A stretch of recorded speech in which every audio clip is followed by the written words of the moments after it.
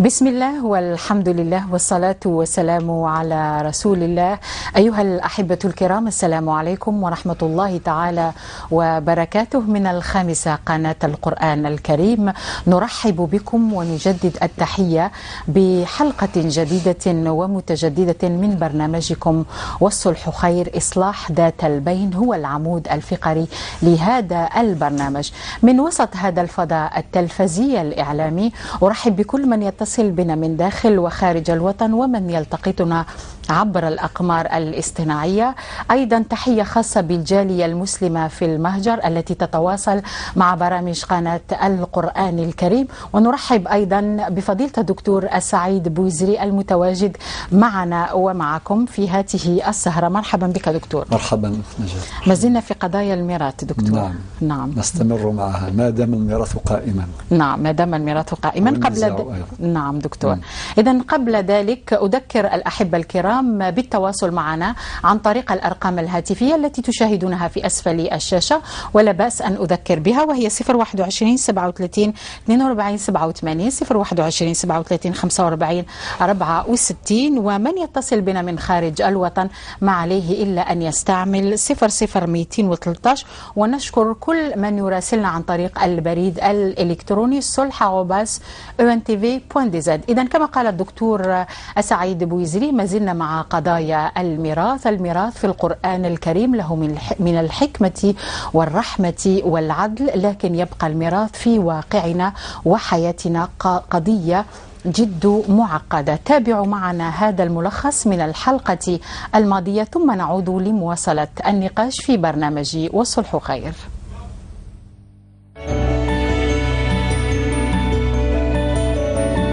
الذكر يدي حقه والأنثى تدي حقها والجوزة تدي حقها وهو يموت مهني. وسبب فتنة ذرك في وقتنا هذا هي الميراث.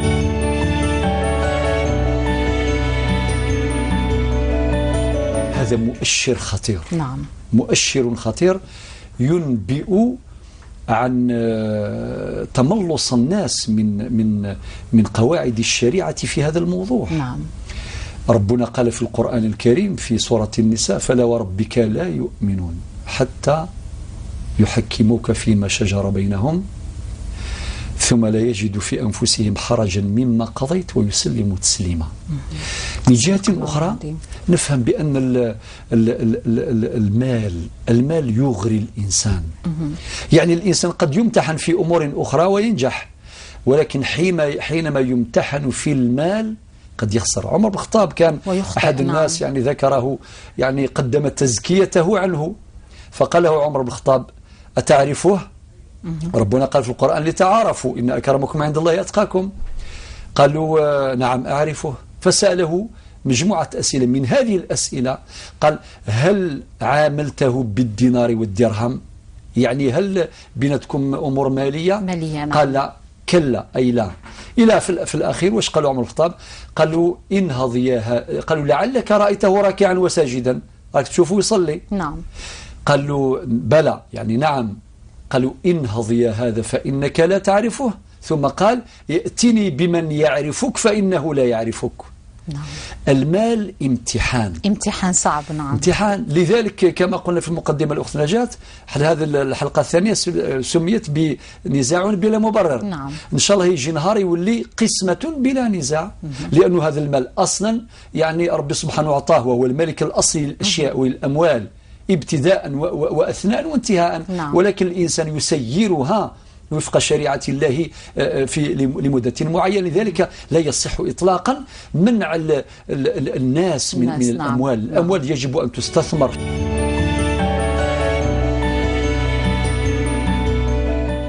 قال تعالى: يوصيكم الله في أولادكم للذكر مثل حظ الأنثيين. إذن فضيلة الدكتور، من الذي يفرط في حقوق الورثة؟ والقسمة الشرعية في الميراث واضحة، قسمة بلا نزاع، ولكن هناك نزاعات وخلافات وقضايا على رفوف المحاكم. تفضل دكتور. لك الفضل نجاة. بسم الله والحمد لله والصلاة والسلام على رسول الله. معاشر المشاهدين الكرام داخل وخارج الوطن، السلام عليكم ورحمة الله وبركاته. قسمة بلا نزاع. نجاة، قلت في مقدمة هذه الحلقة أن القسمة واضحة. حقيقة هي واضحة. الذي وضحها وبينها هو خالقنا جل جلاله، كما بينها أيضا المصطفى صلى الله عليه وسلم. ولكن من يسبب في هذه النزاعات في الحقيقة مجموعة أسباب ومسببين. من هذه الأسباب أو من هؤلاء المسببين، السبب الأول هو الطمع. الإنسان كيكون ما عندوش قناعة، الطمع يدفعه إلى الاستيلاء على أموال الورثة بلا مبرر. ما نقولوش أن الناس ما تحبوش المال. حب الإنسان للمال أمر جبلي، أي فطري، جبل أو فطر عليه الإنسان. تحبون المال حبا جما. هكذا قال ربي سبحانه، هو اللي خلقنا. وقال ربي في آية أخرى: ألا يعلم من خلق وهو اللطيف الخبير. إذن الإنسان يحب المال عادي. لذلك استجابت الشريعة الإسلامية لنداء الفطرة من خلال إباحة الملكية الفردية بلا حدود، بشرط أن تكون من مصادر مشروعة. إذن الطمع هذا من الأسباب. السبب الثاني هو اسمحي لي عدم الالتزام بقواعد الدين، بقواعد الإسلام. سمعنا الآية اللي من سورة النساء اللي قالها ربي سبحانه عز وجل: فلا وربك لا يؤمنون. إذن ربط الله عز وجل الإيمان، كمال الإيمان بشروط حتى يحكموك فيما شجر بينهم. يعني هذه الآية تعني مما تعنيه أن النزاع قد يقع بين الناس وليس في ذلك عيب، ولكن العيب هو التملص من أحكام الشريعة ومن قواعدها. يقول لك من طبقش. ربي قال في سورة الجاثية في الآية 18: ثم جعلناك على شريعة من الأمر فاتبعها ولا تتبع أهواء الذين لا يعلمون. إذن عدم التملص أو التملص من أحكام الشريعة الإسلامية وعدم تطبيق أحكام الشريعة. هناك سبب ثالث أيضا مهم، هو الجهل بأحكام الشريعة. ممكن الإنسان مثلا يكون هو كبير الإخوة، وبالنسبة يقول أنا كبير وأنا شاركت مع بابا في هذا الثروة، في هذا الميراث، فبالتالي هذو قاع صغار، ولا هذوك البنات خاطيهم ما خدموا ما والو، فيعطي حق لروحه. بجهله للدين يقع في هذا المحظور. وكذلك سبب آخر هو البطانة السيئة. كاين من البطانة التي تدفع الإنسان إلى الهاوية. تقول له لا أنت تدي وطاق على من طاق، هذه موجودة عند الناس. طاق على من طاق، وهذا ما هوش حديث، ما هو أثر، ما هو خبر. إنسان قالوا في حالة من البعد عن الله عز وجل يستخدم القوة ويقول طاق على من طاق، ويستولي على الميراث ويعطي حق الروح، وهكذا. هذه مجموعة أسباب تؤدي إلى وقوع هذه النزاعات، ولكن نريدها قسمة بلا نزاع. نعم، هو كذلك دكتور، كما قال دكتور سعيد بويزير الرجل المصلح في هذا البرنامج، نريدها قسمة بلا نزاع، ونرجوها في كل البيوت التي توجد فيها تركة، سواء تركها الأب المتوفى أو الأم. على ما أظن نستقبل دكتور أول اتصال من العاصمة، السيد شكري. السلام عليكم أخي الكريم. السلام عليكم ورحمة الله. مرحبا بك شكري معنا في برنامج الصلح خير. أنا نتحدث اليوم على الميراث، وحبينا هذه القسمة تكون بلا نزاع. إذا كان عندك تدخل في هذا الموضوع تفضل أخي الكريم، نحن نستمع. شكرا جزيلا. نعم. أولا وقبل كل شيء نشكركم على هذه الحصة المفيدة والنافعة، والتي نتمنى لها بإذن الله الاستمرارية والنجاح. بارك الله فيك. لدي سؤالان يتعلقان بموضوع الميراث. نعم. الأول، السؤال الأول هو: ماذا يمكن إفادتنا بخصوص موضوع الوصية؟ نعم. هل هي معمول بها في ديننا؟ وكيف تكون صورتها وتطبيقها؟ نعم، الوصية. نعم. السؤال الثاني هو إذا كان لإخوة مثلا وأخوات من أسرة واحدة نعم حق في ميراث أبيهم ويكون الميراث غير قابل للتجزئة، وأراد البعض بيع الميراث ورفض الآخرون، فما هو الأنسب والأرجح من الحلول؟ نعم. وفي الختام علمنا من لحظات بوفاة عمي رياض أبو هشام في سوريا، نطلب منكم الدعاء له بالرحمة والمغفرة وشكرا. نعم رحمه الله. نشكرك جزيل الشكر شكري من العاصمة، وعظم الله أجركم في هذا النبأ بالنسبة لعم شكري من سوريا، توفى في سوريا. نعم دكتور، إذن نأخذ ربما اتصال آخر. سعيد أم لا؟ سعيد، هل هناك اتصال؟ سعيد، السلام عليكم.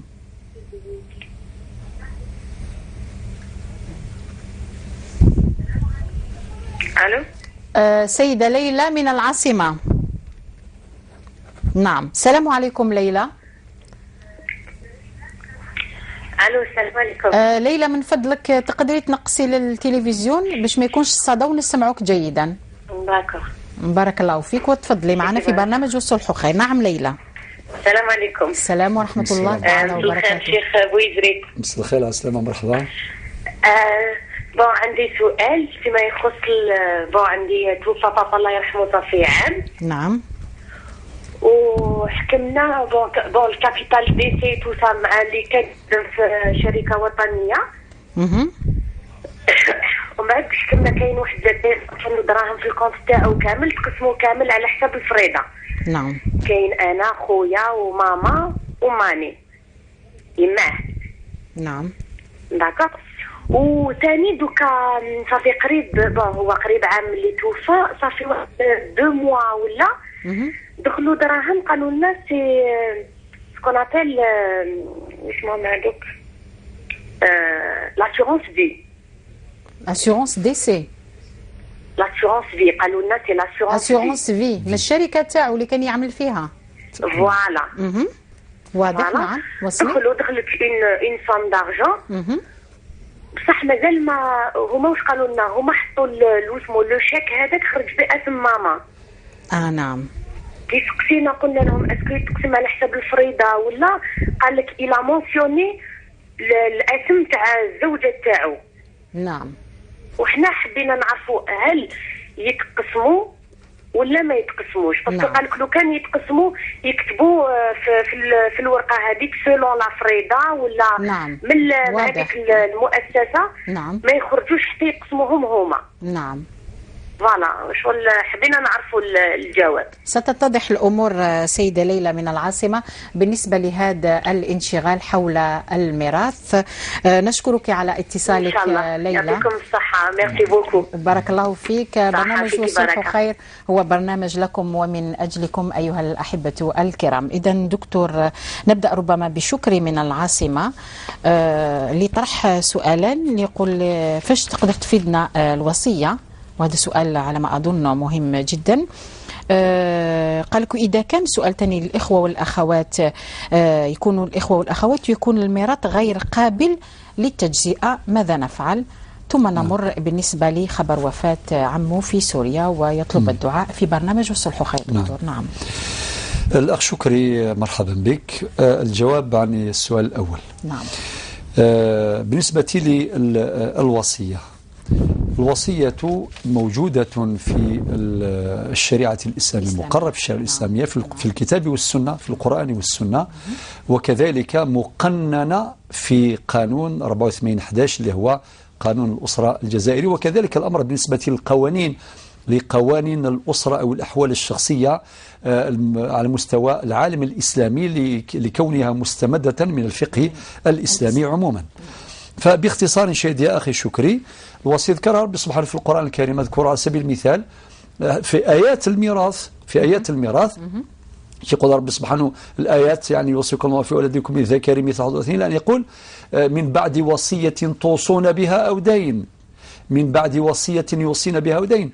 إذن الوصية موجودة مقررة في القرآن الكريم، ولكن وكذلك حديث النبي صلى الله عليه وسلم، ولكن وردت في القرآن الكريم بشكل مجمل، بشكل مطلق غير مقيد، جاء تقييدها في السنة النبوية. يعني كي نقرأ جميع الآيات التي وردت فيها كلمة الوصية لم ترد مقيدة بنسبة معينة إطلاقا، وردت مطلقة، بمعنى ممكن أي إنسان يخلي وصية لواحد من ولاده للجميع، يأخذ كل شيء وحده.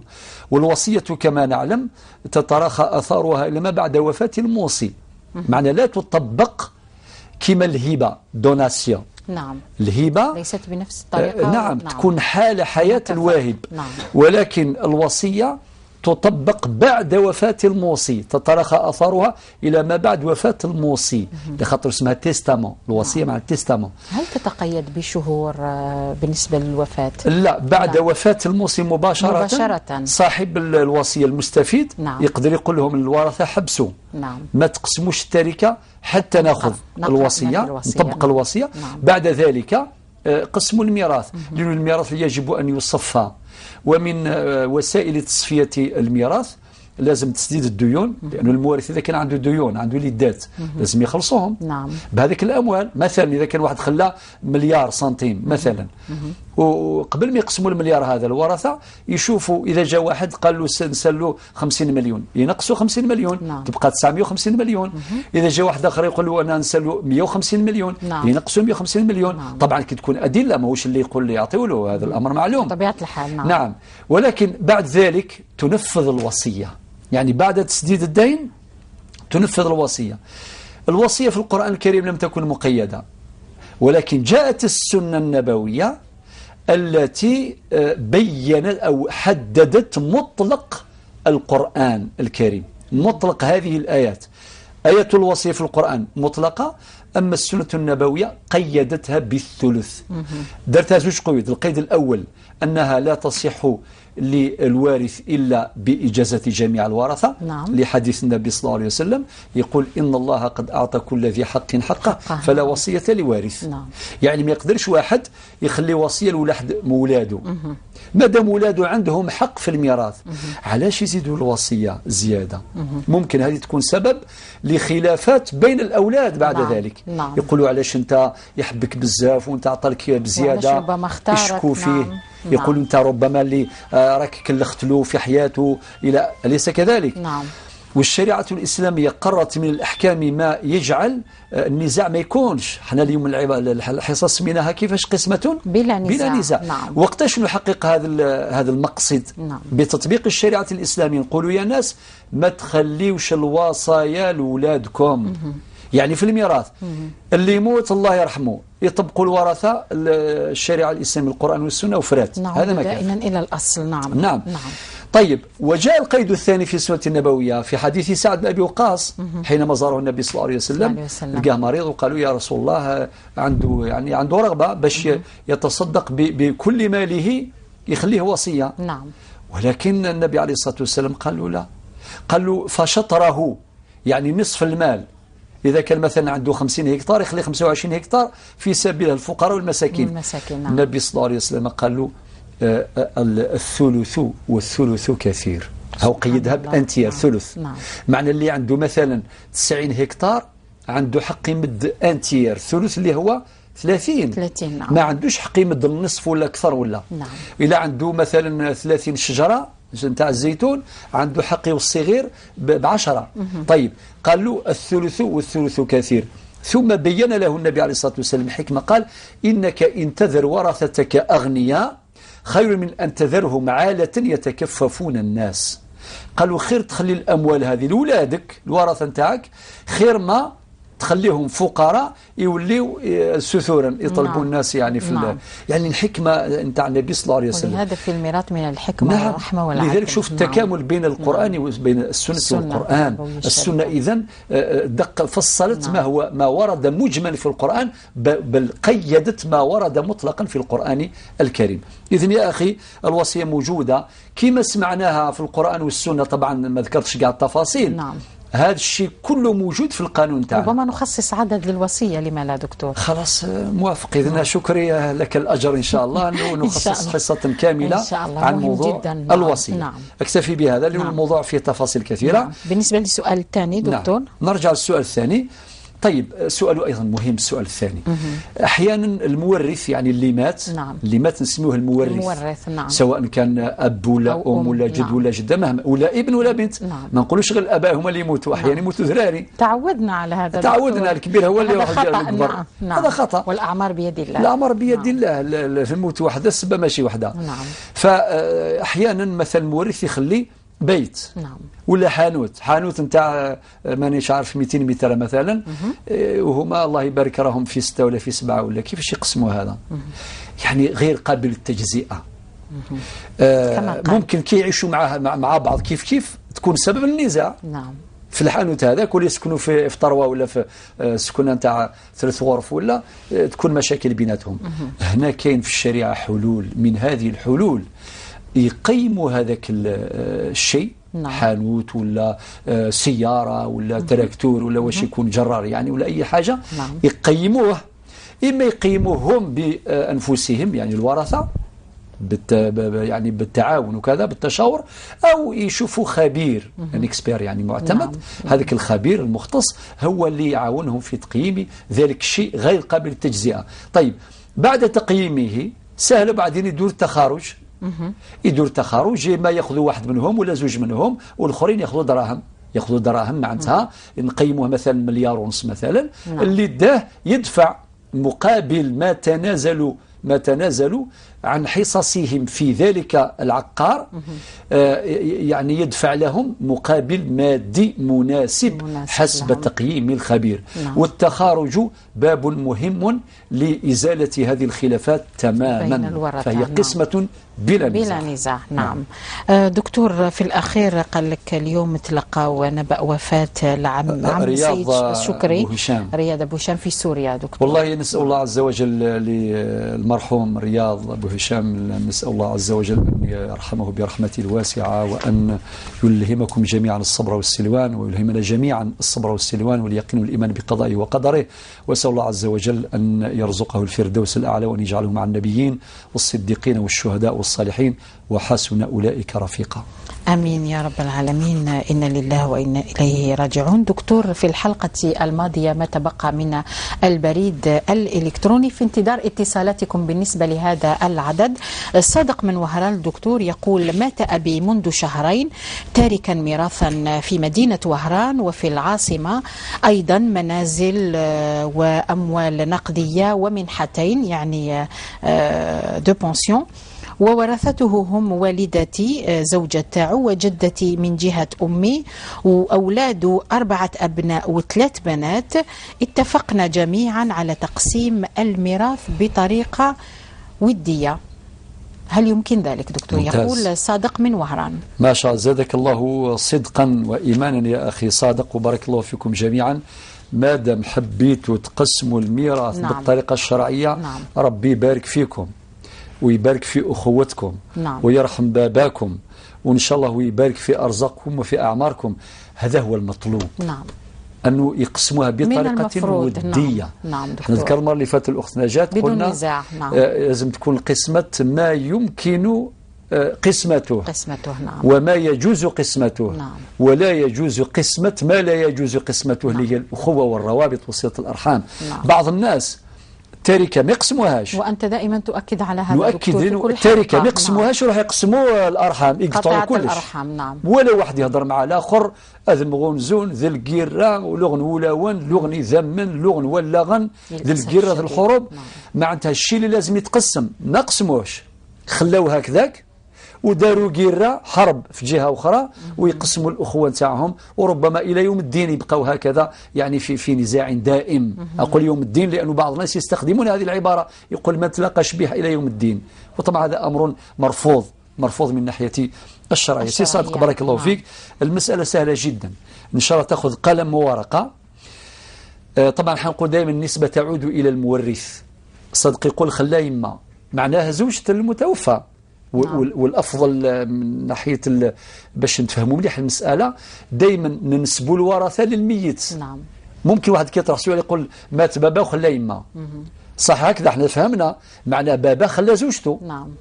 وكي قال خلى جده معنى خلى يماه هكذا. إذن القصة كلها نلخصها في الآتي: الوالد هذا اللي مات الله يرحمه خلى زوجة وترك أما وترك أربعة أبناء وترك ثلاث بنات. طيب الآن كيفاش نقسموا التركة؟ وطبعا التركة قالك فيه منازل وفيه دكاكين وفيه منحتان إلى آخره. الزوجة ترث الثمن 1/8. هكذا؟ هل أستوقفك دكتور؟ نعم. هناك اتصال طبعا. معذرة. اتصال من العاصمة. السلام عليكم أخي الكريم، من معي؟ الو. السلام عليكم أختي الكريمة. سيدة رحيمة من العاصمة. رحيمة من العاصمة، وسنعود دكتور إلى الصادق. السلام عليكم رحيمة، تفضلي، مرحبا بك. مساء الخير أخت ندات. مرحبا بك أختي الكريمة. مساء الخير أستاذنا. مرحبا. أهلا وسهلا، مرحبا. أنا متعودة نتكلم معكم في هذه الحصة. نعم رحيمة. ومعظم التساؤلات تاعي على الميراث والشيء اللي يجي مع الميراث من النزاعات.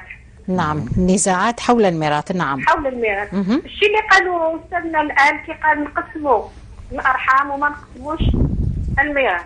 نعم. أنا حبيت نلخص لكم، وكاين واحد القضية شيخنا. نعم. راني متألمة بزاف بها، حبيت نتكلم لك عليها. نعم تفضلي رحيمة. الحصتين الماضيتين تكلم الأستاذ على تقسيم المنزل في حالة ما الوالدين يتوفى، وتقسيم الأراضي، ولكن حبيت نلفت الانتباه تاع أستاذنا. حبيت نسقسيه قبل ما نقسموا المنزل، لا قبل ما نقسموا الأراضي ولا المال يخليوه الوالدين بعد الممات. نعم. حبيت نسألوه ما هو مصير اللباس تاع الأب المتوفى أو الأم المتوفية. مصير اللباس. نعم. نعم.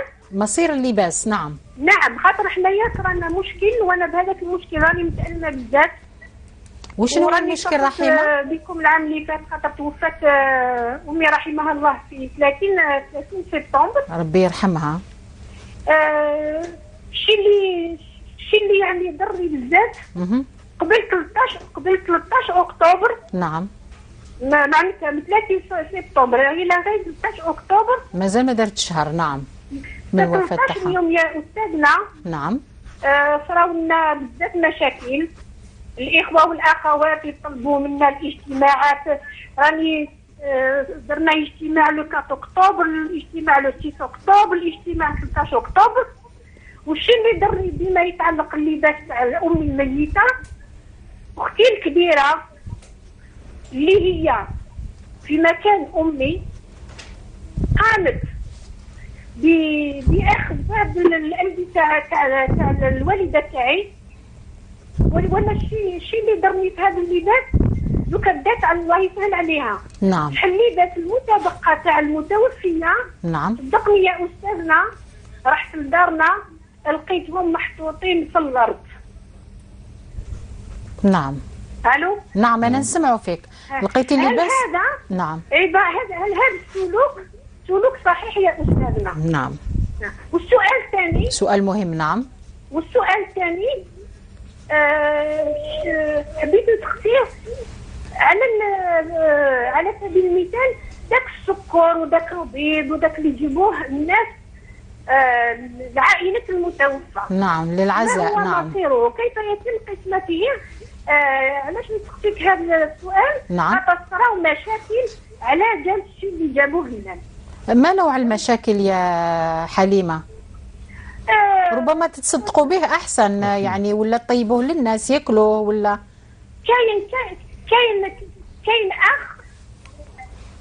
كاين أخ نعم وراه هذاك السكر والبيض اللي جابوه الناس. نعم. لا حول ولا قوة إلا بالله. على بالي باللي الموت كاينه وتكون، ولكن هاد لو كان هادو يعني نعم اللي صراولنا سلوكات غريبة. نعم غريبة.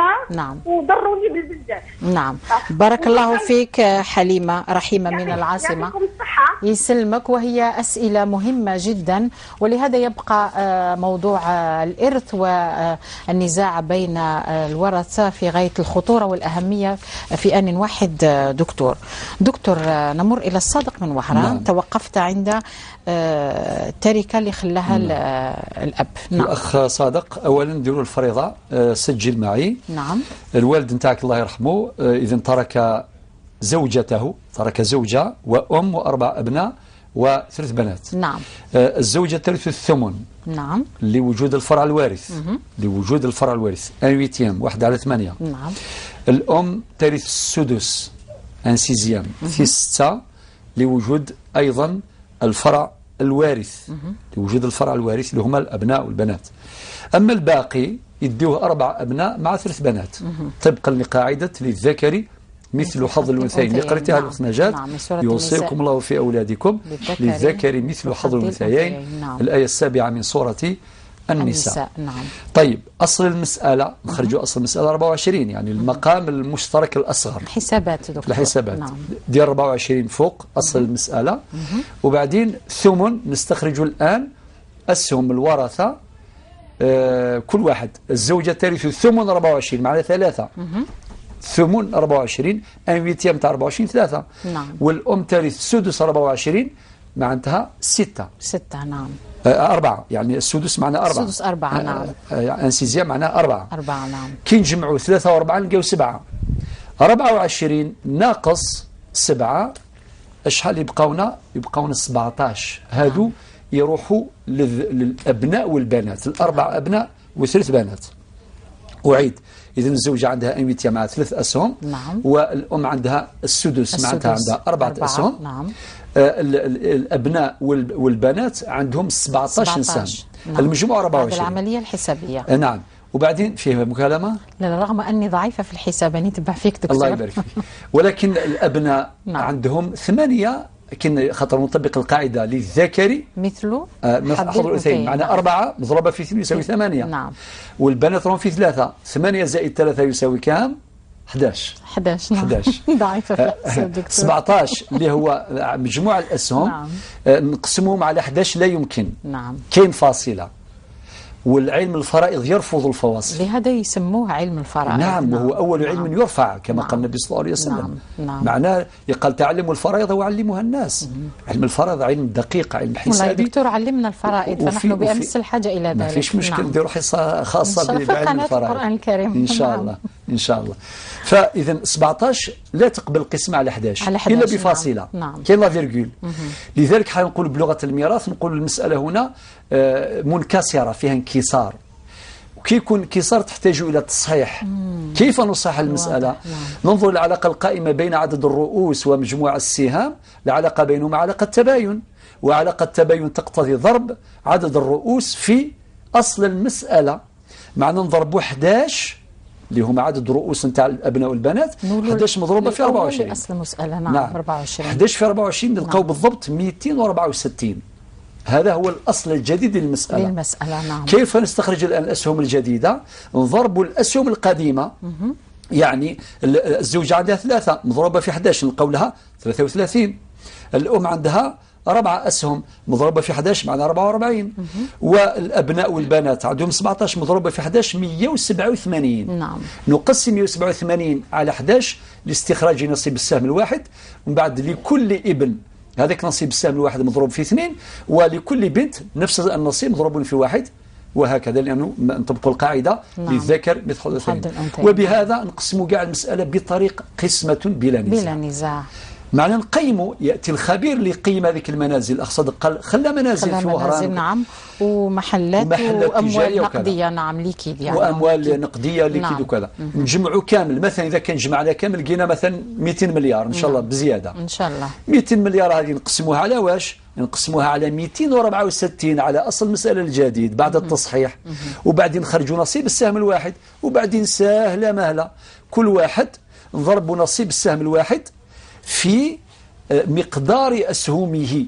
وكل واحد ياخذ حقه تماما كما بغى ربي ونبي سبحانه عز وجل تماما. نعم. من بعد هناك مجال للتخارج، ممكن هذاك الحانوت يديه مثلا واحد ولكن بعد التقييم، ولكن إذا كان هو أخذ أكثر من حقه في ذلك الدكان يعطي هذاك الدراهم يعوض لخواتاته نعم. لخاوته. نعم. هذه المسألة طبعا تقنية ما حبيش يعني نكمل بها بزاف، اكتفي بهذا. ولكن هناك مسألة خطيرة ذكرت في القضية، قال لك لها منحتان. وسنقول للمخرج سيد أحمد بن عمر يأتينا بسبورة إن شاء الله. نحتاج إلى الصبارة. لا دكتور وتوقف هنا ودير العملية الحسابية. موافق. ليس كذلك سيد أحمد؟ هو قال لك سمعناه يجيب، يعني قال لك ماشي مشكل. صحيح سيد نعم. أحمد، بارك الله فيك. في انتظار اتصال على ما أظن، إذا كان هناك اتصال نأخذه أو نمر إلى البريد الإلكتروني. مازال منحتان هذوك. المنحتان. نعم دكتور. منحتان للذراري أحيانا يحبوا بزاف دراهم. دكتور. صح؟ نعم. 4 أبناء و3 بنات. لا المنحتان لي دو بونسيون. لي دو بونسيون اللي عنده أب صادق. نعم. هذوك يروحوا للزوجة. نعم.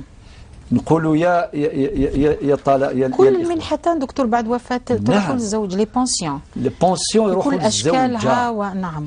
بونسيون تاع المجاهدين ولا بونسيون تاع الخدمة تاعهم. نركزوا على هذه. جانا سؤال دكتور. نعم. تاع المجاهدين. نعم. يروحوا للأرملة.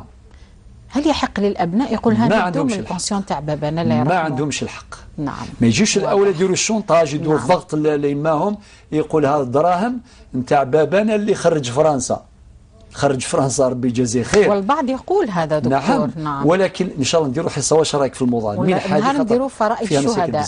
نعم. منحه العجائز هذون باش ندافعوا على العجائز. نعم معليش. نعم. خليهم العجوز عندها دراهم. نعم. نعم. ولكن نروحوا نقولوا يا شباب الله يهديكم، ماشي كي يموت باباكم تروحوا تضغطوا على يماكم وتقول اعطينا المنحه البونسيون تاع يماك ونتاع يما ونتاع يمانا كاع، ما عندناش الحق نمسوها. نعم. الا عن طيب نفس. هذوك المنحات ماهوش ميراث، هذاك ماشي إيريتاج، هذاك يروح لعجوزه لهذيك الارمله لا فوف وحدها تتصرف فيها كما تشاء. باغيه تعطي لهم هكذا هديه مليون ولا 100 ألف، هي حرة تسوي بين الذكور والإناث. نعم. إلا إذا كان واحد عنده مبرر معين. أما أنه تعطيه الواحد والآخرين يزعفوا لا حرة في مالها. مادام تكون حصة خاصة بالمنحة ما نفصل إن شاء الله. هذه الأخ صادق إن شاء الله القضية هكذا ديروا بهذا الشكل إن شاء الله، تقسموها قسمة ودية وربي يبارك فيكم إن شاء الله. دكتور إذا نمر إلى عمر من البليدة، يقول مات والدي العام 1990 تاركا والدتي وجدتي و7 أولاد ذكورا وإناثا، الذكور 3 والإناث 4. الله يبارك يا سي عمر. وقد شاركت في تكوين شاركت أنا في تكوين ثروة والدي باعتباري أكبر أولاده. لم أطالب بمقابل جهدي في حياة والدي، وهل لدي الحق الآن في مطالبة الورثة بحصة إضافية مقابل جهدي في حياة والدي، علما أن تركة الوالد معتبرة ومتكونة من منازل ومحلات تجارية وغيرها؟ عمر من البليدة بعد صادق من وهران. دكتور أخ عمر، الأخت نجاة طرح قضية مهمة جدا.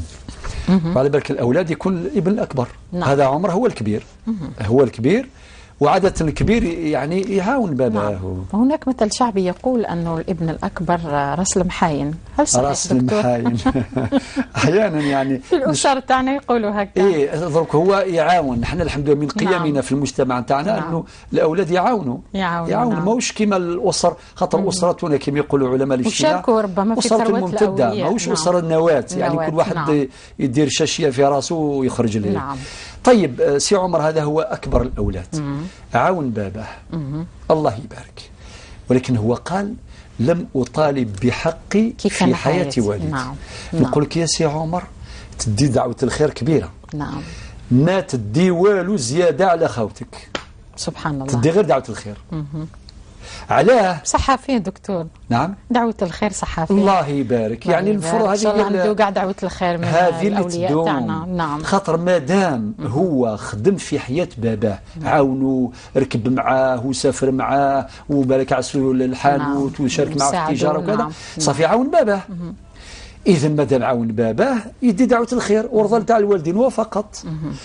ماهوش في حياة باباه. لو كان عزل في حياة باباه، في حياة باباه يقول بابا أنا كبير، أنت عندك بزاف ذراري، أنا ما محتمنيش الحال نخدم على خوتي، يعزل. خلاص الشيء اللي داروا وحده يدبر راسه. ما دام يخدم مع باباه ويعاون في باباه يدي غير البركة ودعوة الخير فقط. بعد وفاة باباه يا سي عمر ما عندكش حق تطالب بحصة إضافية، إلا استثناء إذا كان ذوك الإخوة تقديرا لجهوده. ممكن الأخت نجاة يجتمعوا يقول خونا والغير كبير خدم بزاف وتعب بزاف، واش رايكم يا ناس نعطيو له إذا كان في حوانت مثلا بزاف يعني ممكن يعطيو له حاجة زيادة هما برضاهم. يقول هذيك الحانوت مثلا تاع 60 متر، هذا 70 متر، هذا 130 متر، نعطيو لك هذاك الكبير عن طيب نفس تقديرا لجهوده، ولكن ما يقولش حقي، لا ماهوش حقك. ما دام ما قسمتش مع باباك كي كان حي الشيء اللي خدمته زيادة ما عندكش حق في المطالبة بحصة الإضافية. تقسموا جميعا وفقا للفريضة الشرعية، إلا حق الشرع. نعم. وهذه المشاكل بقوة. شحال مرة تجينا قضايا بالعشرات، أذكرها يعني بالعشرات. كي نروح نقسموا لهم في الاجتماع ينطق واحد يقول شو أنا خدمت بزاف، هذو كاع صغار، هذا عنده عامين، هذا عنده 3 سنين، عنده 4 سنين، ما خدم والو، انا اللي خدمت كلش. وخاصه البنات غا ما داروا والو. يعني بغي يقصيهم جميعا ويقول انا في بلاصه باباهم، انا في مكان ابيهم، ويبرر لنفسه حق الاستيلاء على المال. نقول له حرام عليك الاستيلاء على هذا المال بغير وجه حق. كل حقك واغمض عينك، هادشي لحقيش ثقنض ثيطيش سعو البركه سعو القنيعه تقوليش ربك ترزقا تبيض البركه، ربي ان شاء الله يرضى عليك وكيديفك الرزق بغير حساب. انا كدينا ربي سبحانه ويرزقه من حيث لا يحتسب. نعم بارك الله فيك دكتور. بالنسبه لعمر من البليده، سعيد هل هناك اتصال؟ ليس هناك اتصال. إذن لدينا من البريد الإلكتروني ما ورد. السيدة زهرة من وهران تقول يعني هذه القضية ما عندهاش علاقة بالميراث، ولكن تقول ابنتي ارتكبت معصية دكتور مع شاب وعمرها 18 سنة وهي تائبة يعني دكتور. تقدم هذا الشاب لخطبتها، وافقنا على الزواج بهذا الشاب. أمي وأخواتي وأخي عارضوا هذا الزواج تقول زهرة، وقاطعونا رغم حرصنا على صلة الرحم. طيب بقدر ما نؤكد على لزوم أحكام الشريعة الإسلامية وعلى لزوم طريق الطهر وطريق العفاف، ولكن إذا وقعت البنت في خطأ لا بد أن تنصح وتوجه، ولكن لا يجوز شرعا إطلاقا أن تدمرها الأسرة، ولا سيما أنها تزوجت بعد ذلك بذلك الشاب برضا والديها، يعني. وهذا هو المطلوب، وهذا هو المطلوب شرعا وقانونا. نعم. لذلك نقول الأم نتاعها يعني جدة البنت أو الأم نتاع السيدة زهرة والأخوات نتاعها يعني خالات نتاع البنت، والأخ نتاع السيدة زهرة يعني خال البنت، نقولهم اتقوا الله عز وجل. خاصة السيدة زهرة هي مريضة جدا، نسأل الله لها الشفاء. نقول لازم صلة الرحم، ليس هناك مبرر لقطع الأرحام. نذكر أنفسنا ونذكر الجميع بحديث النبي عليه الصلاة والسلام اللي يقول الرحم معلقة بالعرش. نعم دكتور. أيها الناس اتقوا الله، قطع الأرحام حرام، قطع الأرحام ليس هناك أدنى مبرر لذلك إطلاقا. صار هذا الخلاف طيب، ولكن كاين حل لكل مشكلة حل. أنتم لازم تعاونوا الآن. البنت الآن راهي تائبة، عادت إلى رب سبحانه عز وجل، وراهي صالحة وبنت تائبة ما شاء الله، راهي سعيدة في بيت الزوجية. عاونوها باش تكون أكثر سعادة، ومن كمال سعادتها صلة الرحم، صلة الرحم بينكم وبينها وبينكم وبين والدتها. فما عندكمش مبرر إطلاقا. نقول اتقوا الله عز وجل، وما يلزمش تأخذكم هذه العزة اللي ما عندها حتى معنى في هذا الباب. روحوا تقول الله عز وجل أصلحوا ذات بينكم وتصالحوا وتسامحوا، خاصة البنت طلبت منكم السماح وعادت الله عز وجل عودة صادقة وتائبة وتابت الله عز وجل توبة نصوحة. ساعدوها ربي ساعدكم ولا تعين الشيطان على أختكم. نعم. بدون قطع الأرحام دكتور. وهو كذلك اتصال يقول سعيد من ولاية تيزي وزو السيدة جيجيجا. السلام عليكم. نتجوز هذه وبعد نجوز أنا. السلام عليكم جيجيجا. السلام عليكم أختي الكريمة، راكي تسمعي فيا؟ مساء الخير في الأول. مساء الخير. السلامة. مساء الخير في الأول. كنا نعرف بدي الحاسة كيف تخدم لك كيجي. بخير. بخير. جيجيجا تقدري تنقصي التلفزيون نقص باش نسمعوك. الشيخ بويزري. نعم. نعم تفضلي. نيكو. لو كان نقصد كان شوية أو تمثلنا نقصد شوية التلفزيون باش. نعم تفضلي. par exemple الانسان مثلا. أيوة. ومن بعد فغير صافي هي ونساء par exemple كي شوية جزري من لقيت 52 مليون هكايا. صافي فكي زمرت يفكي كيماس وخدم راه ولا قارا ذي العاشورة سيف كنا في عيونك نامي. انقطعت المكالمة. سيدة جيجيجا من تيزي وزو حاولي تتصلي بنا مرة ثانية. إذا لم يكن هناك اتصال آخر نعود إلى البريد الإلكتروني. دكتور نواصل إذن مع عمر من البليدة. كملنا عمر. نعم. عادت رحيمة من فرنسا. اليوم ما رانيش نسمع مليح بهاد لاباستي معذرة. رحيمة من فرنسا. السلام عليكم الأخت. السلام عليكم رحيمة. مرحبا بك في برنامج الصلح خير. السلام عليكم الدكتور بويزري. نعم وعليكم السلام ورحمة الله تعالى وبركاته. تفضلي رحيمة، عندك مساءلة حول الميراث؟ عندي الأخت نجاة. نعم. حبيت نسقسي الدكتور بويزري. والدي الله يرحمهم قبل ما يتوفى. نعم. هي الأخت تاعي وراجلها هما اللي رباوني حتى كبرت مولات 4 شهور حتى نهار زوجوني. نعم. وخلاو لي دار. نعم. ودوك انا كما حكيت لكم تكفله بولد، هل من حقي نقدر نعطيها له كما عطاوها لي هبه؟ نعم. وعندي اقتراح اخت نجاة. نعم. لو كان هاد الحصه ديروا واحد اللي يترجم الصم والبكم، خاطر كاين بزاف اللي يحبوا مساكن يواسوا وبالصعوبه باش يفهموا لكم. نعم وهو كذلك سنأخذ بعين الاعتبار هذا الاقتراح، وهو مهم جدا. يعني في حقيقة رحيمة قالوا لنا بزاف ناس الصم البكم الثاني يحبوا يتعلموا من هذا البرنامج. نعم الأخت نجاة. نعم. يعطيكم الصحة وربي يجازيكم وإن شاء الله في ميزان الحسنات. إن شاء الله إن شاء الله، وأجركم على الله أنتم أيضا الذين تتصلون من فرنسا. رحيمة من فرنسا نعود إليك قبل قليل. دكتور بعد قليل توقفنا في كنت راح نهضر لك على الايميل تاع سليم من فرنسا مغترب. نعم دكتور، لانه تبقلت الرسائل الالكترونيه. هو مغترب سليم في فرنسا، متزوج جزائريه، أنجب منها أولادا 3 أبناء وبنت.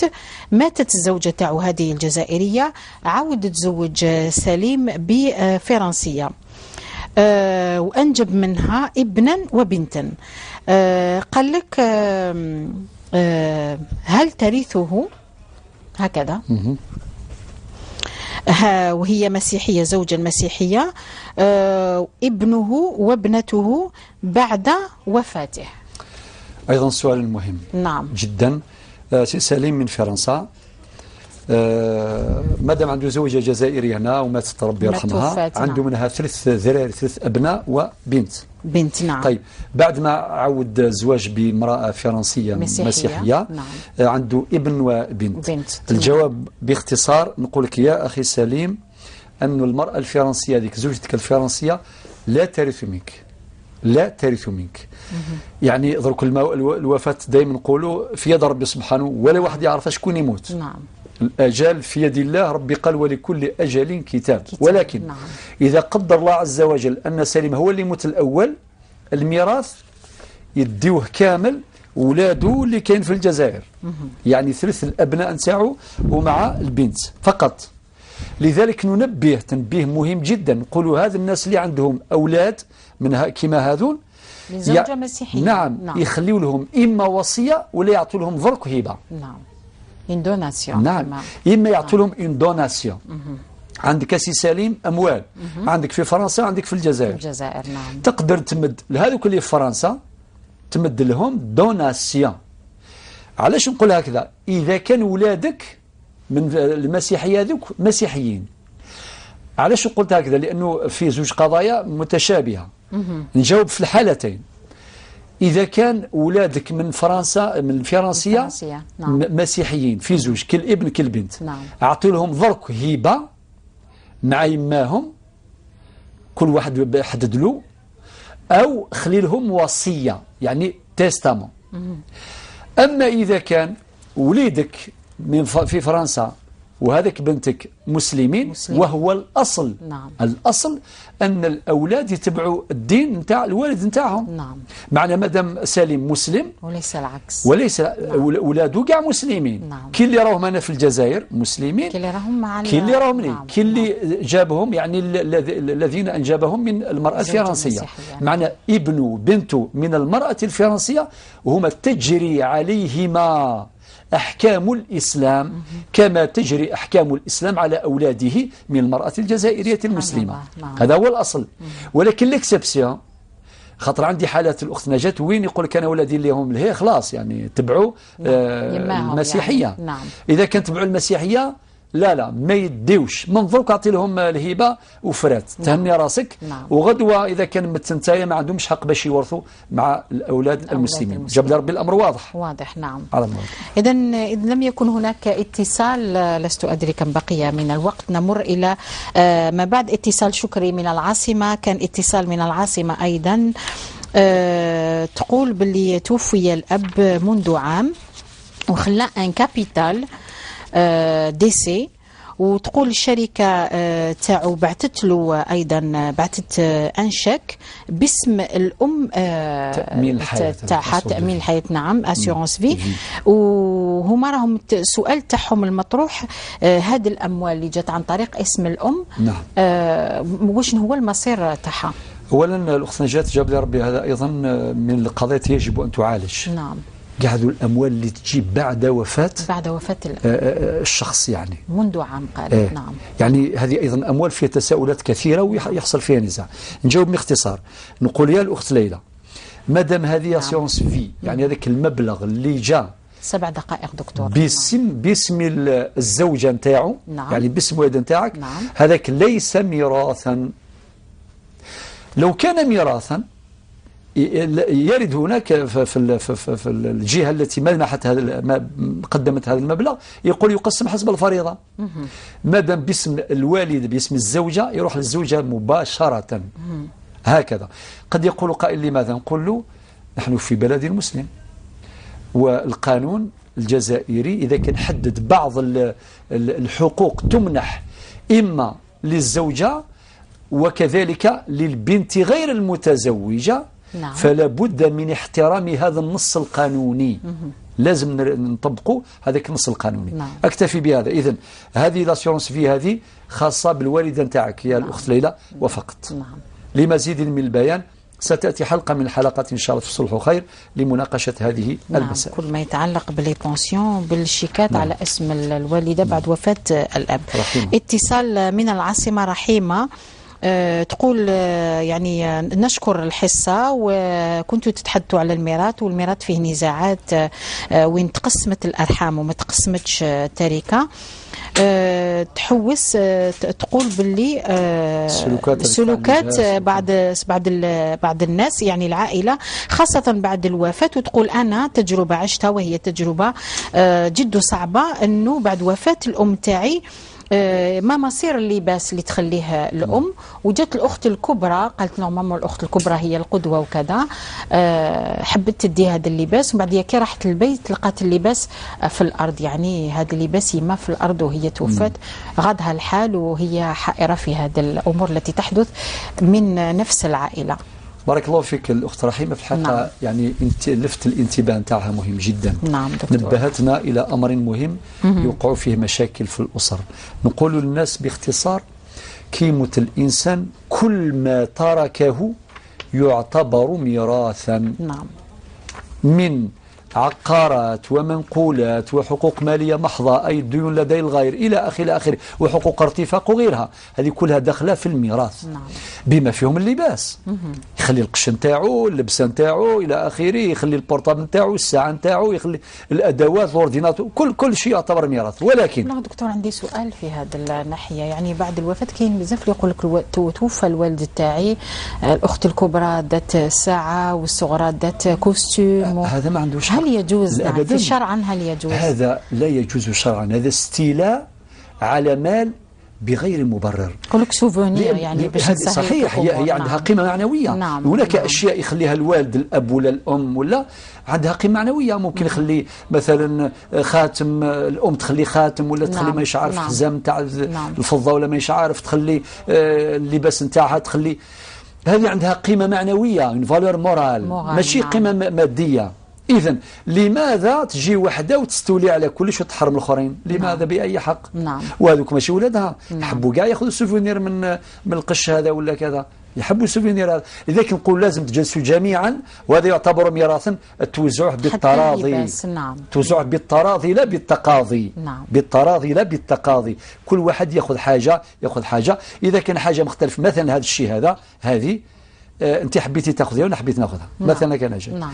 يا سيدي ايما يكون تناسل بالمناسبه نخليها لك ما فيش مشكل.